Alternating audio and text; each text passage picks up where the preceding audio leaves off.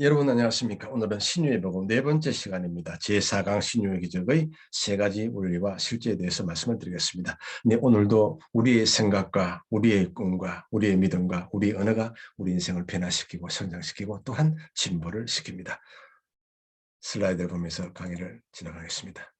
네, 우리는 지금 네 번째 시간 강의를 하고 있습니다. 네, 오늘은 이 질병과 신유에 대해서 좀 말씀을 드리도록 하겠습니다.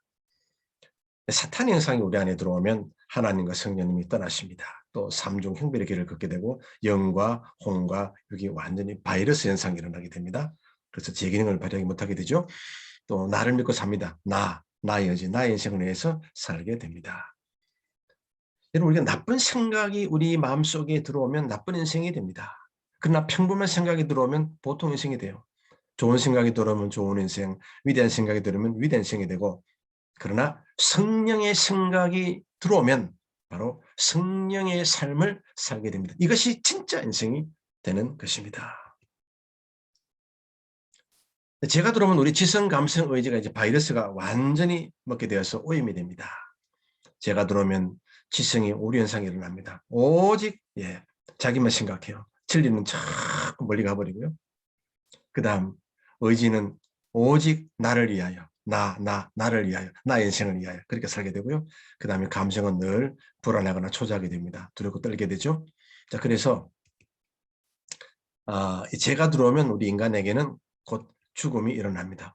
다시 말하면 이 인간의 지성과 의지가 감성과 완전히 사탄에게 속한 그런 마음의 상태, 인생의 상태가 되는 것입니다.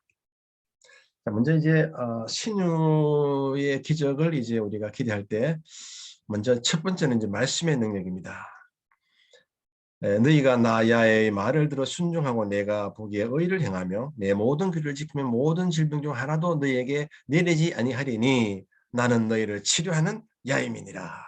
야임이야. 그다음 너 하나님 야훼를 섬기라. 그러면 야훼가 너희의 양식과 물에 복을 내리고 너희 중에서 병을 제하리니. 또 말라기 4장 2절요. 내 이름을 경외하는 너에게는 공의로운 해가 떠올라서 치료하는 강선을 비추리니 너희가 나가서 외양간에서 나온 송아지같이 뛰리라. 자, 여기서 키워드가 나옵니다.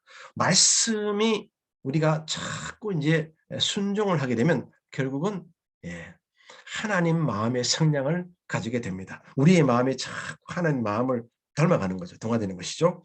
그 다음에 말씀 우리 안에 충만하게 되면 자꾸 섬기고 싶고 예배하고 싶고 거룩의 능력, 의의 능력이 우리 안에서 생겨나게 되는 것입니다. 그래서 말씀이 중요하고 말씀의 능력을 가지고 있는 것입니다.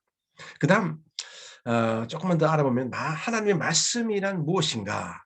바로 다스림의 능력, 파워. 그 다음 의미 있는 권위, authority. 그래서 우리가 권위에 순종하는 것입니다. 말씀에 순종하는 것입니다. 하나님 말씀이기 때문에. 그 다음 인격적 임재로서의 말씀. 말씀은 멀리 있는 것이 아니라 바로 내 안에 들어와 있다. 그래서 말씀과 성령은 상호 동반자입니다. 정말 중요한 것이 하나 있습니다. 우리가 말씀을 가지고 이제 신유 현상을 일으킵니다. 신유 기적을 일으키죠. 말씀에는 능력이 있고 권위가 있고 임재, 하는 말씀이 그 안에 임하면 바로 성령이 역사하는 것입니다. 그래서 말씀에서 우리가 말씀으로 치료를 할 때 선포하라, 명령하라, 선언하라, 고백하라가 그렇게 중요한 것입니다. 그럴 때 능력이 나타나고 권위가 나타나고 하나님의 임재가 나타나기 때문에 그렇습니다. 말씀은 창조 능력이 있습니다. 그리고 그리스도가 생명의 말씀을 오신 목적이 무엇이냐? 바로 우리에게 생명을 주기 위함이다. 또 인격적인 교제를 갖기 위함이다. 그리고 하나님의 뜻에 부합된 인생을 살기 위해서 하나님께서는 여러분과 저에게 바로 생명의 말씀으로 그 아들 예수님을 우리에게 보내주신 것입니다. 그래서 말씀이 우리 안에 자꾸 기억이 나야 돼요. 머리에 있는 하나님의 말씀이 가슴에는 없을 수 있지만 머리에는 없는 하나님의 말씀이 가슴에 있을 수는 없다. 내 머릿속에 말씀이 있을 때 내 마음속에 아래로 쭉 내려옵니다. 기억이 납니다. 그러나 머리에 말씀이 없으면 내 마음속에서 그 말씀을 맛볼 수가 없습니다. R.C. 스프롤 이야기인데 참 중요한 지적입니다. 그래서 말씀을 늘 기억을 하자. 그런 얘기입니다. 그 다음 두 번째, 믿음의 능력입니다. 믿음이 무엇입니까? 하나님 말씀에 지적으로 동의하는 것입니다. 감성적으로 동의하고 의지를 다해서 하나님 그 말씀에 그냥 따라가는 것입니다. 말씀을 뭐 다 읽지는 않겠지만 요 가운데 말씀을 한번 읽어보도록 하겠습니다. 12해 동안이나 힐루증으로 앓은 여자가 예수의 뒤로 와서 그 구둣가를 만지니 예수께서 따라 너 믿음이 너를 구원하였느니라. 할렐루야. 예. 믿음의 능력은 어제나 오늘이나 영원토록 동일한 것입니다. 신유의 역사는 어제나 오늘이나 영원토록 동일한 것입니다. 그래서 말씀을 믿고 선포하고 명령하고 선언하면 성령님의 능력 힘입어 하나님 뜻에 부합되면 놀라운 기적의 역사가 나타나게 되는 것입니다. 그 다음 기도의 능력을 한번 보겠습니다. 가운데 말씀 믿음의 기도는 병든 자를 구원하리니 주께서 그를 일으키시리라.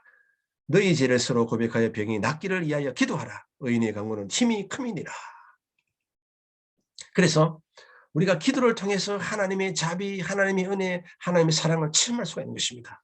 그리고 기도를 통해서 우리는 구원의 능력을 얻고요. 그리고 기도는 무엇입니까? 예수님께 완전히 ը택하는 것입니다. 그리고 협업의 아름다움이다. 기도가 무엇이냐?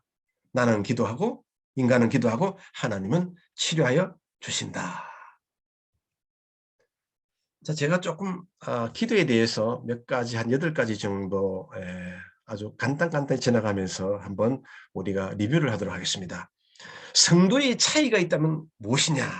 바로 그것은 믿음과 기도의 차이인 것입니다. 뭐 잘 배웠나 크나 명예 그런 것이 아닙니다.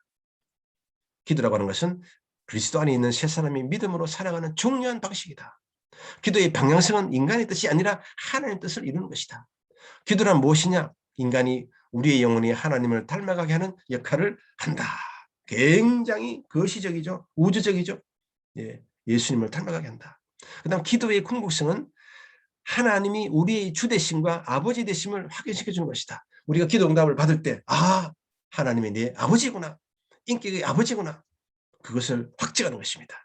그 다음에 기도의 존재의 목표는 무엇이냐? 그것은 기도자와 하나님과의 관계를 지향하는 것이다. 할렐루야. 그 다음 기도는 평생 열정을 가지고 부지런히 힘써야 될 노동과 같다. 바운드 이야기입니다.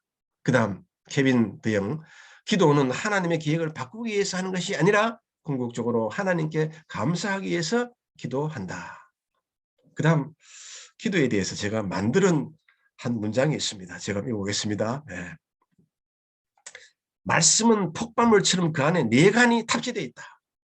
그리스도인은 기도의 망치로 말씀의 내관을 있는 힘을 다해서 날마다 두들겨 패야 된다. 언젠가는 그 내관이 쾅 터지게 된다. 여러분 마음에 드십니까? 네, 저는 제가 지었지만 이 문장을 굉장히 좋아합니다. 그래서 신유가 일어나는 그 영적 원리를 다시 한번 보면요. 우리가 기도할 때 말씀의 능력, 믿음의 능력, 기도의 능력을 충만하게 되면 결국 내가 성부 안에, 성자 안에, 성령 안에 들어가서 있는 것입니다. 그래서 어떻게 해요? 놀라운 역사가 성부의 뜻을 이루는 것이요. 구속의 은혜를 이루는 것이요. 성령에서 일어나는 것입니다. 그래서 신유는 그냥 단편 역사가 아닙니다. 단행본이 아닙니다. 종합본입니다. 성부, 성자, 성령의 종합 역사인 것입니다. 신유를 통해서 삼위일체 하나님 안에 내가 존재하는구나. 그것을 깨닫는 것입니다. 네, 지금까지 질병과 신유의 관계를 말씀해 드렸습니다. 요약을 해보겠습니다. 기도의 능력 기억하자. 말씀의 능력 기억하자. 믿음의 능력 기억하자. 네. 그리고 생각을 좀 단순화해서 복잡하게 말고 오직 말씀과 믿음과 기도에 생각을 하고 꿈을 꾸고 믿고 믿음으로 나아가면 놀라운 일이 일어나게 되는 것입니다. 네, 두 번째인데요. 신유의 능력 말씀드렸습니다. 바로 말씀은 능력을 가지고 있고 파워, 권위를 가지고 있고 authority, 임재, presence 말씀이 세 가지 놀라운 속성을 가지고 있습니다. 그래서 이 말씀은요. 우리가 선포하라, 선언하라, 고백하라, 명령하라. 여러분 죽은 나사로를 보고 예수님이 뭐라 그랬습니까? 나사로에 너 좀 나와줄래? 그러지 않았습니다. 나사로는 나오라. 나사로는 일어나라. 그렇게 명령했습니다. 선포, 선언, 고백, 명령이 참 중요한 것입니다. 네, 제5강자에서는 고난의 관점에서 본 신유의 태도에 대해서 말씀을 드리도록 하겠습니다. 여러분 대단히 감사합니다.